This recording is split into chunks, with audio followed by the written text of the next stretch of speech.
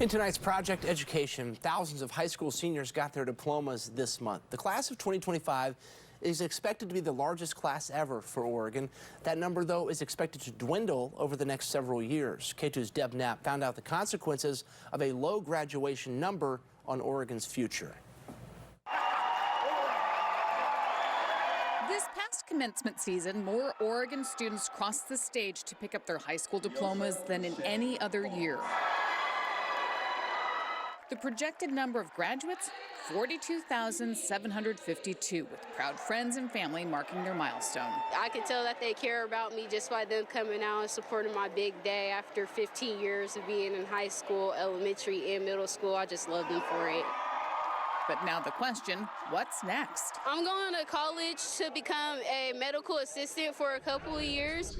Ben Cannon is the executive director of the Higher Education Coordinating Commission, a state agency working to boost success in workforce training and higher education. So we'd love to be a state where 60, 70% or more of Oregon high school graduates are entering some form of post-secondary education, whether that's a certificate or degree program, a trade school, a private career school. I plan to go to PCC Community College for 2 years and then attend a university afterwards. Oregon is far behind that goal. Currently, only 53% of high school graduates enroll in any post-secondary education program. We're a state that invests relatively little in public higher education, again, compared to our counterparts around the country, and so that results in higher costs and greater barriers for many students. The future doesn't appear to be getting any brighter. According to a report called Knocking at the College Door by the Western Interstate Commission for Higher Education, it shows the class of 2025 represents the peak of high school graduates.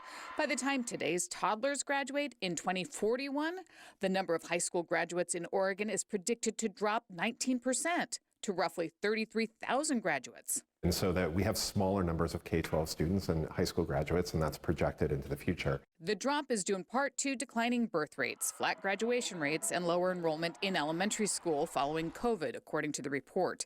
It's a trend that covers the Western region in both public and private schools. What it means is that we'll struggle as a state to fill the kinds of jobs that require a highly educated, highly trained workforce. And there's a concern when it comes to colleges and the workforce. Cannon offers these suggestions to improve high school graduation outcomes in Oregon. I think we need to do more to support Oregon high school students in understanding the variety of post-secondary pathways that are available to them, making it affordable and accessible for them to get on those pathways. He adds, the conversation and investment begins earlier than high school about careers and education, so students know what's available to them. Deborah Knapp, K2 News. Oregon isn't the only state that faces declines. The report indicates there will be declines in the number of graduates in 38 states over the next 18 years.